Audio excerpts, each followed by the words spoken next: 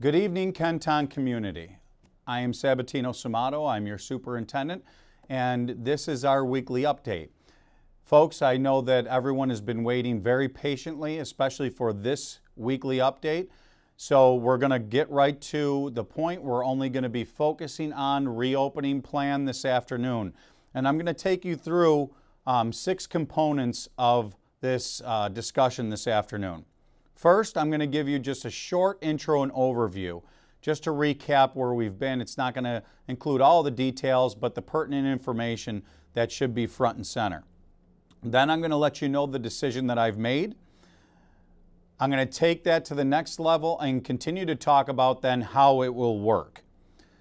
Our next section will talk about the benefits of this decision. We'll also look at some of the challenges that we still have ahead. And then we'll talk and we'll finish off with our work ahead. Because once again, it is going to be that partnership that we continue that leads to our ultimate success this school year. So just some overview. I want to focus on the 2 goals. You've heard me say over the past several weeks that really we can bring this all down to 2 goals here in Kenton. And I think pretty much nationally everybody could say that these are their same 2 goals. Number 1, safety. Safety for our students, our families, and our staff. Our second goal, considering that safety, providing the best instructional model that we can to reach our greatest outcomes. So with that being said, we've focused on a lot of different requirements that we've seen put onto school districts during this pandemic. And ladies and gentlemen, the guidance, as stringent as it is, the guidance is there as a necessity. Remember, meeting safety is our first priority, and that's what we've received from our Department of Health.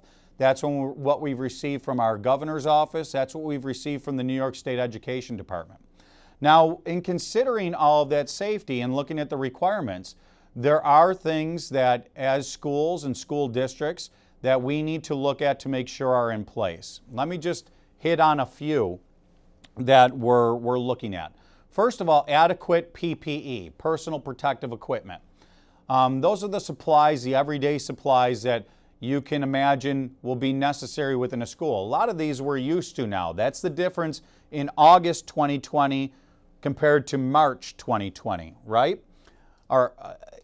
We look at the fact of what we have to have in place to open the school. Some basics that we've become accustomed to. For example, hand sanitizer. Everyone uses hand sanitizer regularly. In schools, for all of these years and for the length that I've been in education, there were always certain codes that came along with hand sanitizers in schools. For example, you should not use alcohol-based hand sanitizers in schools because of fire code and fire hazards. Certain things that we know that we were posed with the challenge of coronavirus is that we know that the guidance we've been given, at least 60% alcohol-based hand sanitizer must be used. So, of course, school districts scramble to make sure that we are absolutely meeting that requirement. Additionally, sanitizing wipes for surfaces. Now, these aren't necessarily just maybe a certain wipe that you would buy at a department store or at a grocery store, I should say. These would be certain wipes that meet regulations of kill and kill of virus. And you'll hear a lot of things like 1-minute kill time and different things like that. So that's some of the PPE that we're talking about. Of course, those masks, regular use of masks. We've heard also about shields and the difference between plexiglass and polycarbonate. So all of these had to come into play when making the decision of how we're going to move forward. We had to also make sure that we're looking at the proper cleaning and sanitizing and the procedures that our wonderful people in our buildings and grounds departments would be taking part in every night. You heard me weeks ago say, well, you know, we're getting away from this myth that we have a deep cleaning day. Our people are deep cleaning every day. and our teaching staff, our administrators, everybody's been very much on board with this and really willing to do whatever it takes to make sure that things do stay safe and secure. But it's still a consideration because it's not easy, especially not easy as we go through the school day. So that's a consideration. Then we also looked at some of the data that we were faced with. Let me give you and just share some of that data with you. We knew that when we were proposing to start in a hybrid model, that even way back when we first started with our survey, we had more than 45% of our families that favored that fully remote online instruction. This is the type of data that leads me to say things like I've said to you in the past. After I make decisions, half of you will love me and half of you really won't care for me too much, because we know that that is kind of how we've seen this with COVID-19. We're really split as a community.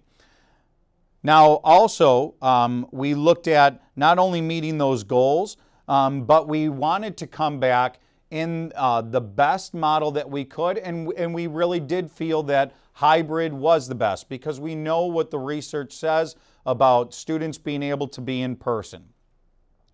So, folks, I got to tell you, I am not happy at this point with where our buildings currently are with our ability with our PPE. I'm not happy with where we are on our level of readiness. And let me take that one step further.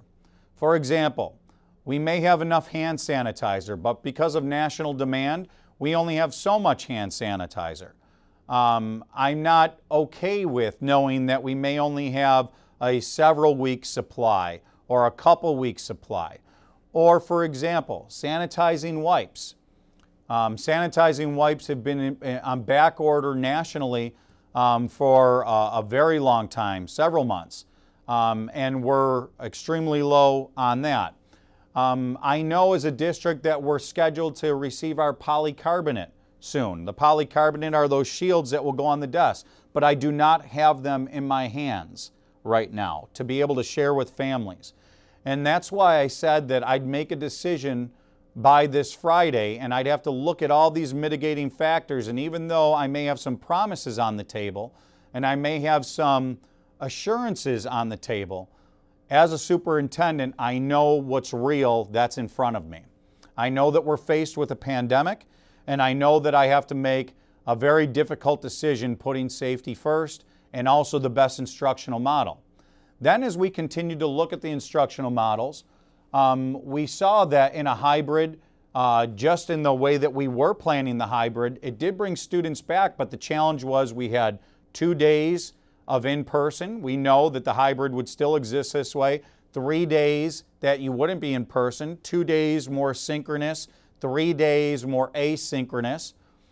And we had to ask ourselves, will that be our best instructional model moving forward?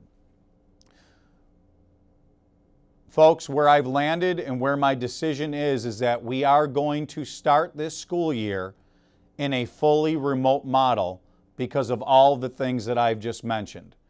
Now, before you gasp and or cheer and turn off this video broadcast, I encourage you to please stay on and understand what this model is going to look like moving forward. We are not going to announce that we are going to remote for the rest of the school year. That's not what we're saying. We're going to start in remote. This plan you could really put into this one pager that is showing on your screen, and I'm going to refer to it and talk you through it.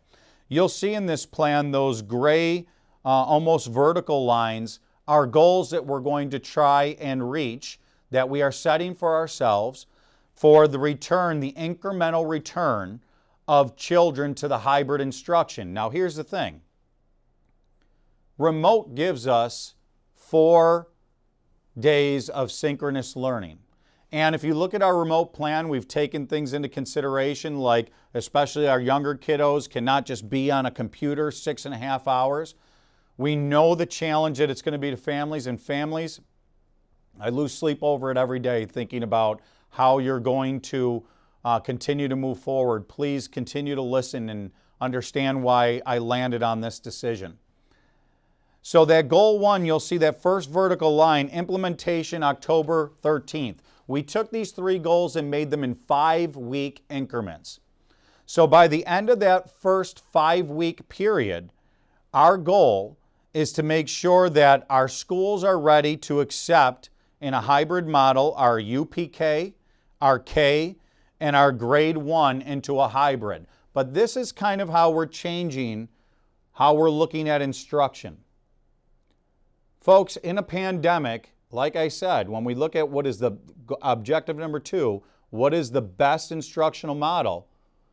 The remote model of synchronous learning 4 days is the best. And if we could then implement the hybrid of being able to see and be with the teacher in person, that's even better.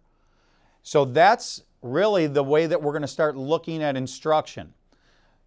Teachers under this, when we get to this first goal, we're going to work with our teachers. Our teachers need a lot more training. Our teachers have been very flexible. They're very understanding. They want the best for your children. And we're going to work with our teachers in making sure over these next 5 weeks that they're ready. So now the beauty of this is when we get to that 5-week mark, the families that are ready to send their students back, as long as we are on track to meet that goal number 1 in UPK, K, and grade 1, you'll then follow that AB hybrid schedule. But the model I want you to picture is those teachers are going to continue teaching synchronously those 4 days of that week, asynchronously on Wednesdays, synchronously on Monday, Tuesday, Thursday, Friday. And then the kids that are in front of them that come in on the days for the hybrid, they'll come in and they'll be working with them on the application of the skills that they're learning in class. Now, what this enables us to do, because there's so much unknown with COVID-19, it enables us at any time to also sit back and say, let's put on the brakes based on things that are going on in our society, infection rates, hospitalizations, things of that nature, and easily switch back. We maintain then that 4 days of instruction remotely. What it also does during those 5 weeks, as a school, I'm not going to lie to you, as a community, as a school district, we will be able to stockpile and prepare our PPE, our personal protective equipment even better, so that we are sure, we can ensure that our schools are safe with that proper PPE. But we'll also have opportunities for teachers to start working with families and maybe bringing in, and we're going to work towards this, this is part of the goal, maybe bringing in small groups of students and introduce them to the procedures under COVID. Introduce them to their teachers at grade levels that it might be completely new to them.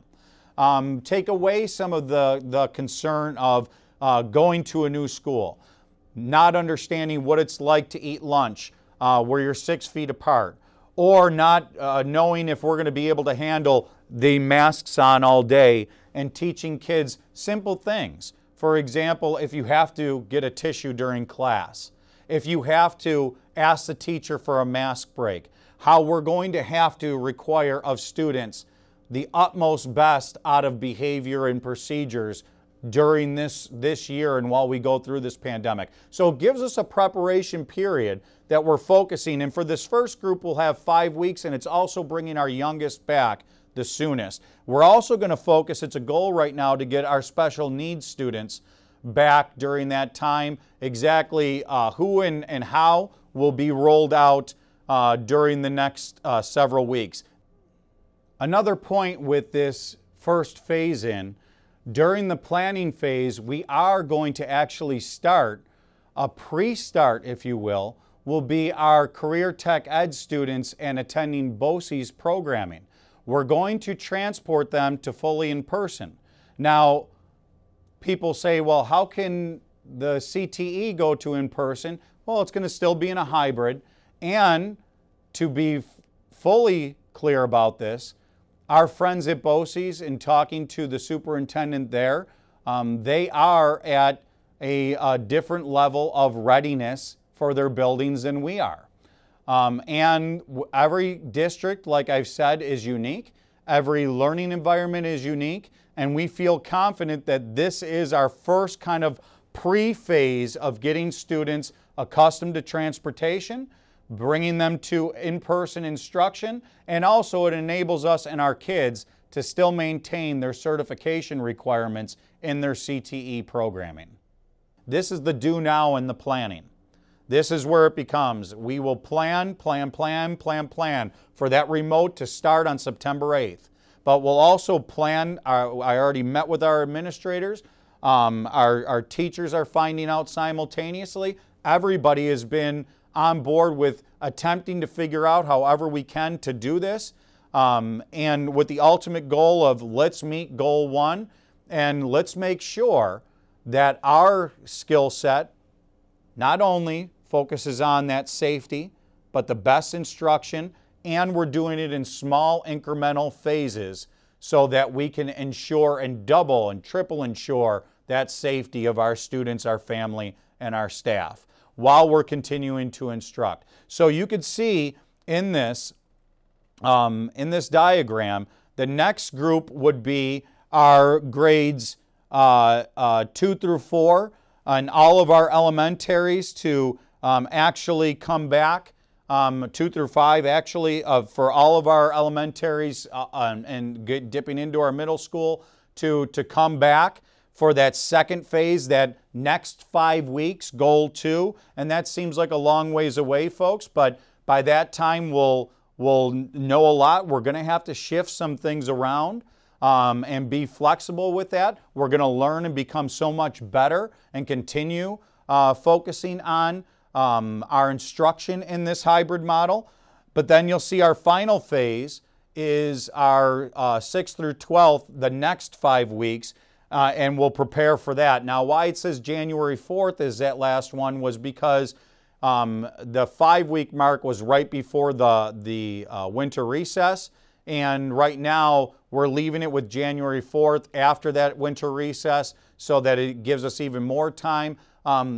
Ladies and gentlemen, this really puts us in the position also to overly prepare our middle and high schoolers because we will be challenged even more in those buildings, because those buildings aren't cohorted like the elementary schools where most of our elementary kiddos are in a class all day, every day. That's a challenge in itself. But now our high schoolers, we have to work with the procedure of changing classes, and it also gives our high schools not only 5 weeks, not only 10 weeks, but 15 weeks to start bringing kids in on smaller levels, smaller scale, go through the procedures, show them what the school day will look like, and we'll be developing that over the next several weeks. Administrators and teachers alike are going to work very hard. This is the planning and the training of our own staff that's going to need to take place. So that's the skeleton of this model. Okay, I want to talk to you about the challenges. We are not a one-to-one district yet, ladies and gentlemen.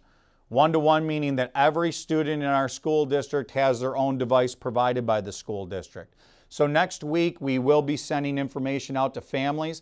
I'm going to tell you, we are making purchases now. I've made that a priority. It was part of our board meeting yesterday evening where we put forward purchases to get more devices so that we can fully get to one-to-one eventually. It's going to take us a moment, okay? That's a challenge in this model. So when that survey comes out to families, please pay close attention to it. We are going to prioritize in our community. We're going to ask people to be very honest. Please, with that partnership, be very honest. If you don't have enough devices at home, if you don't have enough access at home, please tell us that because we are going to have a distribution before this September 8th, and that will be coming out next week. That's a do now. So you'll see that is rolled out next week. But let's talk about some benefits as well.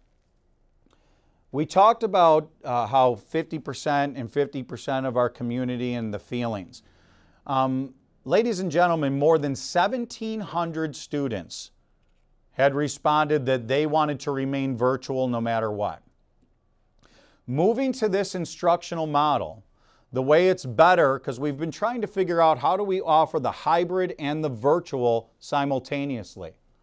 Moving to this instructional model is going to make it so that families can then choose, once their group is back in the hybrid, this is the goal at least, that they could decide if they want to send their children back or not, and they'll continue on their normal instruction that they've already been in. That's what we're going to work on also with our teachers, with our support staff. We have some work to do there. I know we do, and rightfully so we do.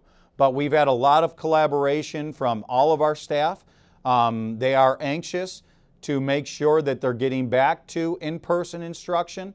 So I'm confident that we'll be able to figure some of these things out. But think of that as a parent. Now, you're concerned, you don't want to send your child back. Instead of them going into a separate virtual academy, we're going to be able to continue that they're going to remain in this model, because we're going to start thinking of teaching a little bit differently. Ladies and gentlemen, remember objective number 2, and that's making sure that we have the best instructional model possible. After all the close consideration that I've given all the data, the remote model is the best instructional model possible. It gives us 4 days of synchronous, 1 day of asynchronous, also breaks and other opportunities for asynchronous in it. It keeps the learning the most. When we talk about instruction, we already know the tremendous demand that it puts onto families. Not losing sight of that. But then coming back to it, if we start looking at it as, listen, we're still in a remote model. The kids that are in front of us, we're going to look at it as these are students that could then practice in the classroom with practical application of the skill that they're learning. So they'll continue to learn. The teacher will continue to teach how he or she has been teaching all year. And then the kids that are in front of them in the classroom can then practice. And the teacher, the benefit of being there in a hybrid, now the teacher can provide assistance during that time as well. So it's a little bit of a change of mindset, but what it also does for us, let's talk about the benefits of thinking it that way. Parents now have more option to bring their children back in and out of school, and this is what we're working towards. I can't say that we're there yet. I'm hopeful that we can get there. It also gives us the option, let's say, in a terrible circumstance that somebody has a positive test for COVID-19, or let's even say it's not COVID-19, because we know that kids get sick. They can continue their instruction remotely during this time, because we're going to continue to train teachers the best way to provide that instruction remotely. It's keeping everybody safe, keeping everybody comfortable. Also, at the high school level, it gives us the option to offer the courses that we may not have been able to offer in the virtual blended with the hybrid. So all these extra electives, we're going to run our schedules just like we would have if we were in-person learning. Now, I'm not going to tell you that there won't be challenges. There will be. There will be, and we have a lot of figuring to do. But I'm confident in our staff. I'm confident. I've seen our teachers in action and the positive attitudes they have, and they want to figure this out. I've seen our administrators, second to none, their leadership in the building, and I've seen our families. And I've heard how important education is to our families. So folks, this model will give us, the way that I've been advised and all the data that I've seen, our teams, folks, I don't want to make it seem like this is just a Sumato special, right? But I am also going to tell you, I'm the one that is making the decision on this. Our teams have been working day and night to look at figuring out all of these models to make sure that they're providing me with the best information that we have. And we've truly been open to everything up until late last night when I made this decision. So please understand, this decision is made with an abundance of data, with looking at everything that we can to make sure that we're offering the best that we can, the realization that we are in a pandemic, and then setting goals for ourselves to attempt to accomplish. Now, I'm also not going to lie to you, ladies and gentlemen. It gives us the opportunity that in any one of these phases, if something is going crazy out there with rates, we can put a hold. We can monitor and adjust. We can say, you know what, we need to shift back to fully remote, because we know from the spring that is a possibility. I don't want to ignore that possibility. And I want to give families the most consistent instructional model that we can. This will be a challenge. It will not be easy, but I am convinced that it meets our two objectives to the best of anything that has been proposed. It is not the best. The best is when we're out of the pandemic and we could get back to normal. That's the best. Families should be able to count on us and say, I know my child is going to school today. They're safe because they're with the best people that they could be with. That's what our teachers and administrators are. You should be able to count on us and say that. But folks, you first and foremost have to be able to count on us that your kids are safe with this pandemic. And I want to make sure that we're getting the best of all worlds in meeting that safety and the best instructional model. What's ahead? To put some things in perspective, I mentioned about that this survey is going to come out about technology. Over the next 2 weeks, all of our staff, the work is shifting. We're going to be fully ready for that full synchronous, virtual, remote learning model.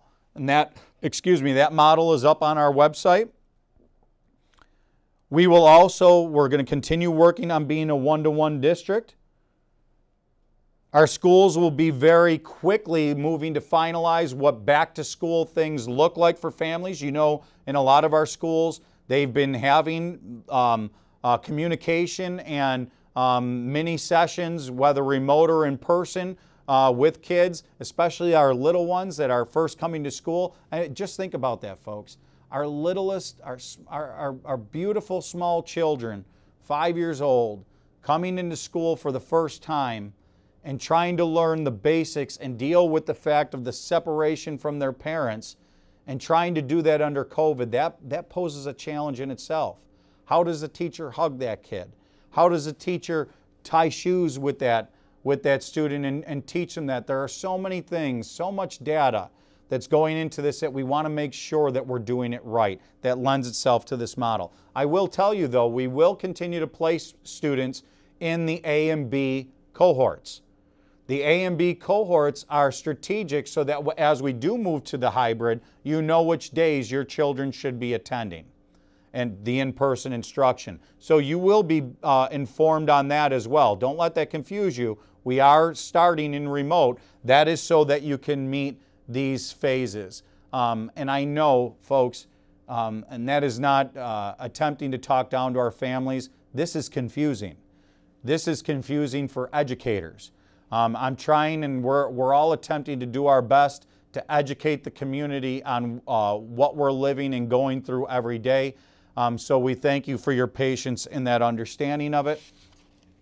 To wrap this entire presentation up this afternoon, I know this weekend will be tough. I know that we will be out there as the next district that is starting remote.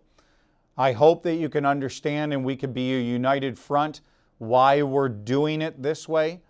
I can't tell you, even though I haven't met the majority of your children yet, it is at my core, the same way that it is at every educator's core in this district, that your children are the most important thing to us in making sure that the safety and security of our kids and our staff are absolutely our priority. It has been a very difficult time on you. It's been a very difficult time on all of us. And I am hopeful that we'll continue to figure this out in the best way possible. I'm confident in our staff. I've seen them in action. I know that we have the best that there is out there, and I know that we'll continue to figure this out together. Please remain Kenton proud, Kenton strong, and together we will be Kenton moving forward. Thank you very much for your time this evening, folks, and I'll see you next week. I just want to also tell you we will be having many more family sessions because of this new announcement, so please stay tuned for that as well. Thank you.